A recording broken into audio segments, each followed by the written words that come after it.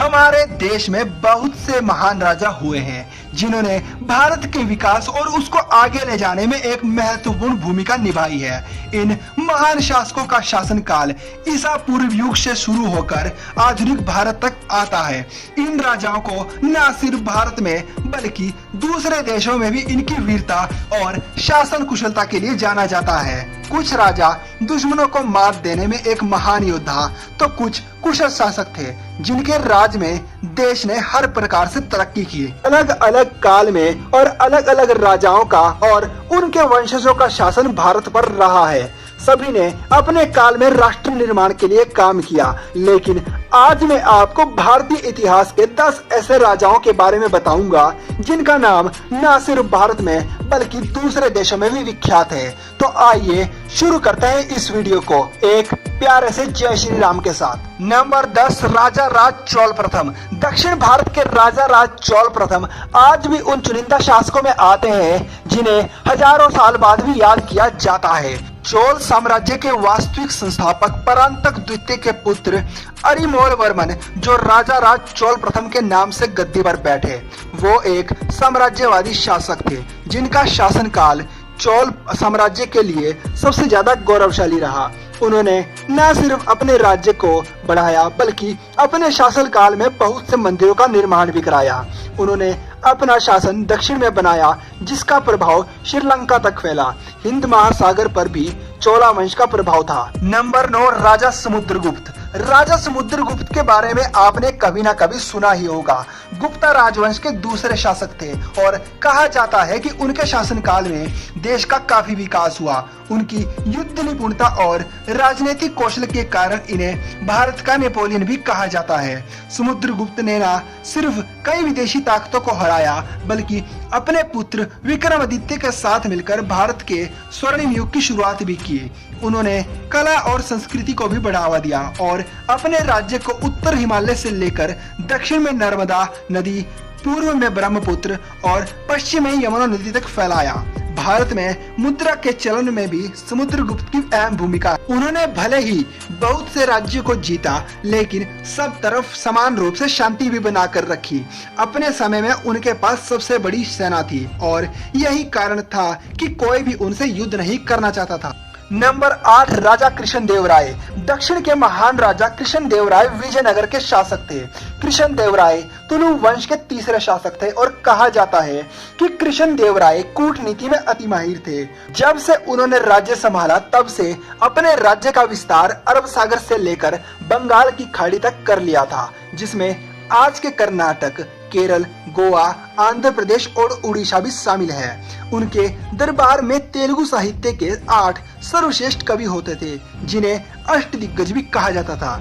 कहा यह भी जाता है कि उनका शासन जहां तक भी फैला था वहां पर उन्होंने आक्रांताओं द्वारा तोड़े गए मंदिरों का पुनर्निर्माण करवाया। नंबर 7, महाराजा रणजीत सिंह। शेरे पंजाब के नाम से विख्यात महाराजा रणजीत सिंह को सिख साम्राज्य का संस्थापक माना जाता है।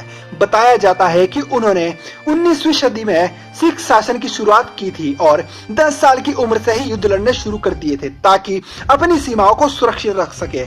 उन्होंने पूरे पंजाब को एक किया और सिख राज्य की स्थापना की। महाराजा रणजीत सिंह ने अफगानों के खिलाफ कई लड़ाइयां लड़ी और पेशावर समेत पश्तून पर भी अधिकार कर लिया था। ऐसा पहली बार हुआ था कि पश्तूनों पर किसी गैर मुस्लिम राज्य ने राज किया हो। दिलचस्प बात यह है कि दुनिया का सबसे नायाब हीरा कोहिनूर कभी महाराजा रणजीत सिंह के खजाने का हिस्सा हुआ करता था। नंबर 6, सम्राट पृथ्वीराज चौहान। पृथ्वीराज चौहान को भारत का अंतिम हिंदू सम्राट माना जाता है और उन्हें राय पिथौरा के नाम से भी जाना जाता है। अजमेर के साथ साथ दिल्ली के साम्राज्य पर भी राज करने वाले पृथ्वीराज चौहान अपनी युद्ध कुशलता के लिए जाने जाते थे। सम्राट पृथ्वीराज चौहान ने गौर वंश के शासक मोहम्मद गौरी को 17 बार युद्ध में हराया और हर बार जीवन दान दे दिया। लेकिन जब अपने ही परिवार में दुश्मन बैठे हो तो इतना महान राजा भी आखिर क्या करे। इसलिए जब फिर युद्ध हुआ तो उन्हें बंदी बना लिया गया, क्योंकि पृथ्वी पृथ्वीराज चौहान के ससुर जयचंद अपने अपमान का बदला लेने के लिए मोहम्मद गौरी के साथ मिल गए और उन्होंने मिलकर पृथ्वीराज चौहान को बंदी बना लिया और गौरी ने उनकी आंखें तक निकलवा दी, लेकिन अपने दोस्त चंद्रप्रदाई की मदद से खुद के प्राण त्यागने से पहले मोहम्मद गौरी को मौत के घाट उतार दिया। नंबर 5, मुगल बादशाह अकबर। बादशाह अकबर मुगल वंश के तीसरे शासक थे जिन्हें पिता हुमायूं की मृत्यु के बाद कम उम्र में ही सल्तनत मिल गई। अकबर के शासनकाल में सभी धर्मों को समान महत्व दिया गया और उन्होंने हिंदू मुस्लिम एकता को बढ़ावा दिया। उनके शासनकाल के दौरान अलग अलग कलाओं को बढ़ावा मिला। उन्होंने फतेहपुर सीकरी का निर्माण कराया जो आज भी मशहूर पर्यटक स्थलों में से एक है। नंबर 4, महाराणा प्रताप। महाराणा प्रताप उदयपुर मेवाड़ में सिसोदिया राजवंश के राजा थे। महाराणा प्रताप को मुगलों के सामने कभी न झुकने के लिए याद किया जाता है। महाराणा प्रताप अकबर के समकालीन थे। महाराणा प्रताप के जीते जी मुगलों का मेवाड़ पर शासन करने का सपना ही रह गया। महाराणा प्रताप ने कई सालों तक मुगलों के साथ संघर्ष किया और उनकी वीरता के कायल उनके दुश्मन भी थे। महाराणा ऐसे महान राजा थे जिन्होंने राजा होते हुए भी कई वर्ष जंगलों में बिताए, घास की बनी रोटी खाई और एक बार फिर अपनी सेना खड़ी की, लेकिन कभी भी दुश्मनों के सामने अपना सर नहीं झुका। नंबर 3, छत्रपति शिवाजी महाराज। इस महान मराठा शासक के बारे में कौन नहीं जानता। शिवाजी एक और जहां वीर योद्धा थे, वहीं दूसरी ओर एक दयालु शासक भी थे। बचपन से ही शिवाजी ने युद्ध की शिक्षा ली और मराठाओं में मशहूर गुरिल्ला युद्ध का जनक भी इन्हीं को माना जाता है, क्योंकि मुगलों के खिलाफ इन्होंने इसी तकनीक का बार बार प्रयोग किया। शिवाजी ने अपने शासक काल में सभी धर्मों को समान महत्व दिया और उनकी सेना में मुस्लिम योद्धाओं के भी बड़े बड़े पद थे। नंबर 2, सम्राट चंद्रगुप्त मौर्य।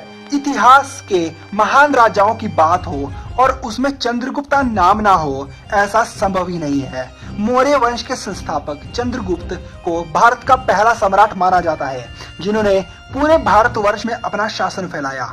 चंद्रगुप्त मौर्य ने सबसे पहले चाणक्य की मदद से मगध के नंद वंश को ही समाप्त कर दिया और अपना शासन स्थापित किया और अलग अलग टुकड़ों में बटे भारत को एक करके अखंड भारत बनाया।